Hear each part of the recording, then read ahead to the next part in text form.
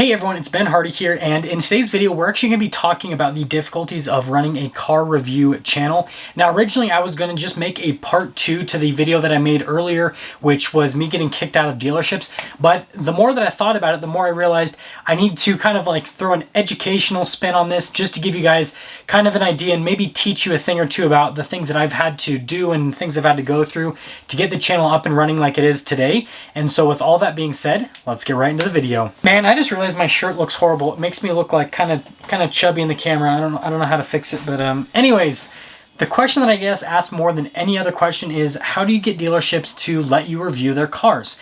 It's definitely progressed over time. So initially when I first started the channel, it was not as difficult as I thought it would be. So I worked at a dealership, and that's where the first set of car reviews came from, is the dealership I worked at. So it was me asking the general manager of the dealership, hey, can I film videos? And he was all about it. He's like, yeah, go do it, have fun, right?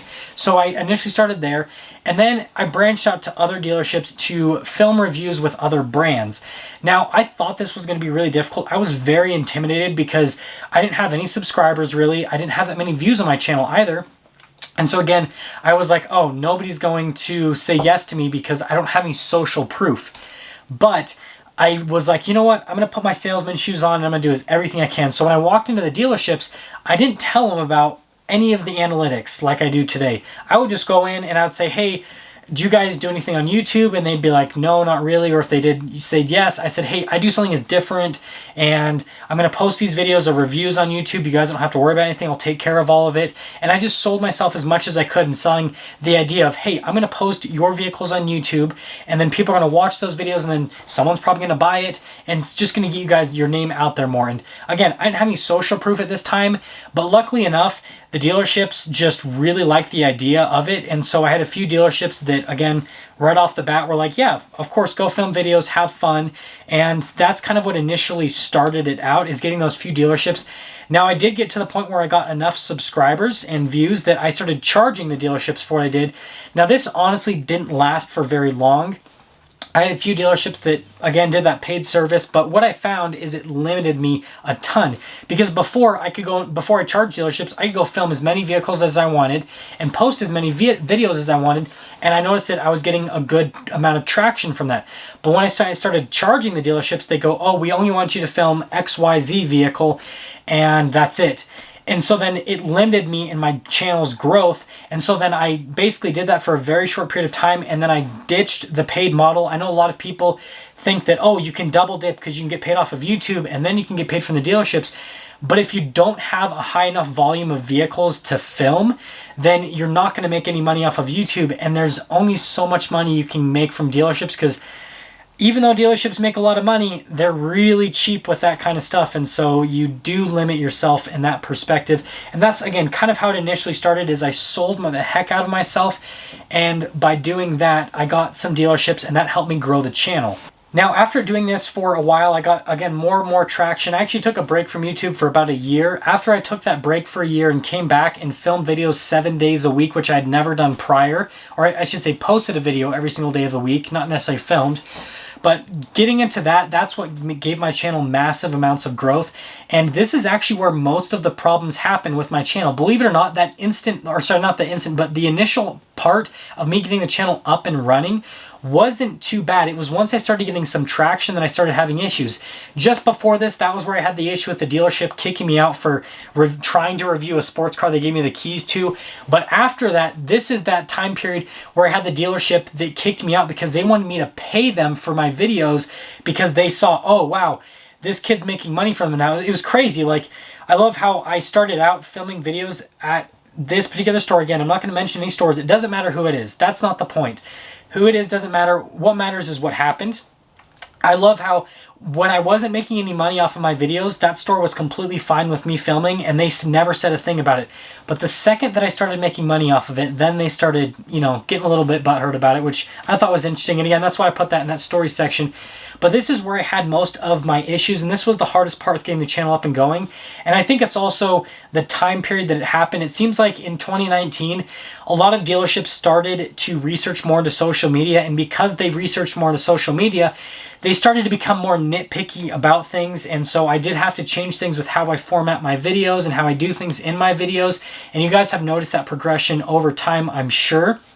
And so it actually helped me just become better at what I'm doing, but it did make it more difficult to get dealerships in the first place. Man, the longer I film this video, the more like this shirt kills me, and I don't think I'm ever going to wear this shirt again in a video because it just, yeah, it does, it looks horrible. So the thing that really changed over time, though, was the necessity for social proof. So like I said, right off the bat, I didn't really need any social proof. I just go into dealerships and I say, hey, I want to review cars, and they'd say yes. Whereas I would say this definitely changed over the last course of this year, 2020, where dealerships wanted to know how many views I get a month, where my views are coming from, and, you know, how many likes I'm getting in a video, all this kind of stuff that before they never asked anything about it. And so that was definitely a big change. And it was a little bit of a hurdle this year for certain dealerships, because some dealerships, they overthink things way too much.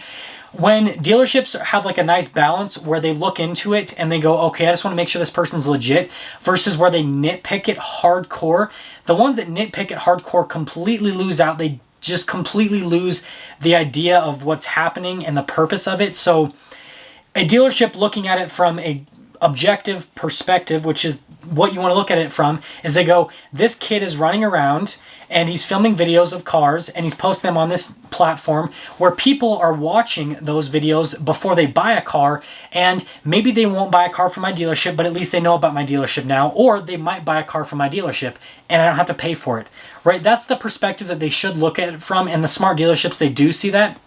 But it has definitely been a hurdle where dealerships don't understand how customers are.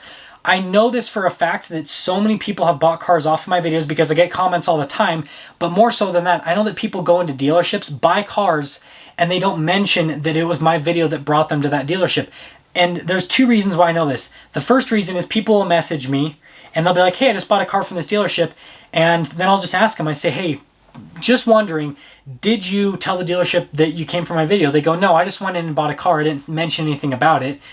I just went in and bought it because you said, but I didn't feel like that was going to change anything, so I didn't say anything about it. So that was the first thing that showed that to me. The second thing is, when I still worked at a dealership, I legit would have customers come in, they would buy a car, and I would be walking across the showroom floor, and they would be like, oh, that's that guy. I watched his videos, and that's why I'm here. And so then I was like, well, why didn't you ask for me? And again, it was the same thing where people just say, oh, I just went to the store and just did the thing, right? You just go to the store and you kind of don't really think about saying things. You just go in and you're like, I just want to buy this, and then get it over with and leave. And so that's definitely hard for dealerships to understand, because they always want to see hard numbers and they always want to hear hard facts.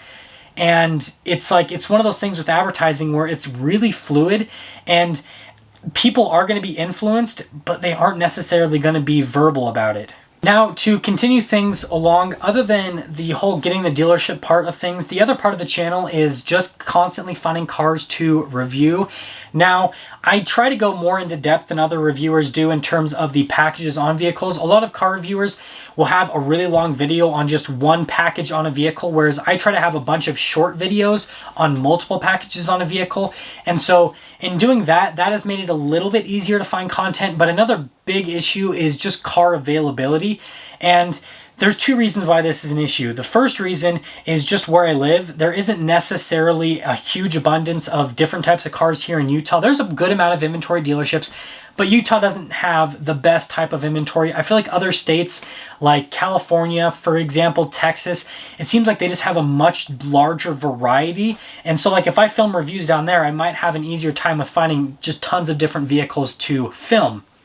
And it also goes along with what's been happening lately in the world, right? With manufacturing being shut down and all that kind of stuff. So there are hiccups like that with just finding vehicles to review, which can be somewhat difficult.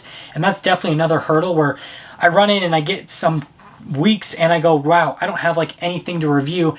And so that definitely is a thing. And so on top of just finding the dealerships that'll let you film, then finding the dealerships that have the inventory also is a difficulty. So it's kind of like balancing all of that out with the channel so that I can consistently put out content each and every single day of the week. Now, hopefully that helped you guys out if you are looking to do car reviews yourself, because I know a lot of people that follow me have like little car review channels that they want to be able to get them up and running to where they can make some sort of money off of them. And I'm going to make more detailed videos in the future about how to properly monetize a channel like this and all that, especially if you guys ask for it. So make sure to ask for it, and I'll kind of start to do a little bit of a video series on that.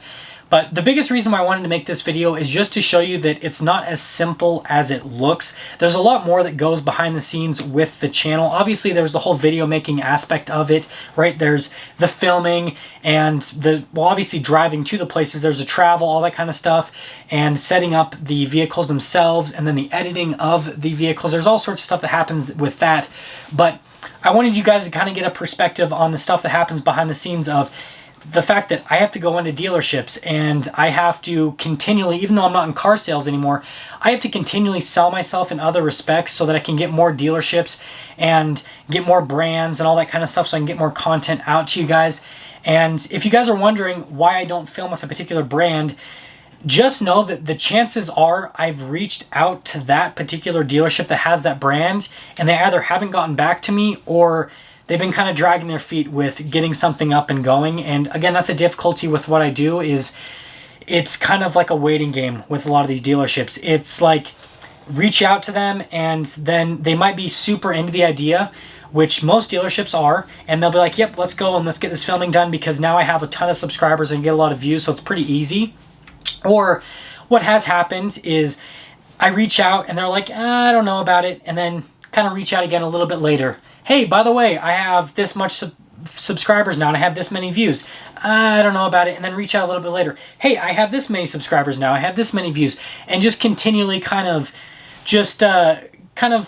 put myself out there until the dealership says yes. And I've had a few dealerships that still haven't said yes, but I have had a few dealerships that after a while, then they finally get it and they go, okay, this person's legit. And then they end up going with it. But anyways, if you're stopping for the first time, please subscribe, comment down below what you think, and then I will see all of you in the next video.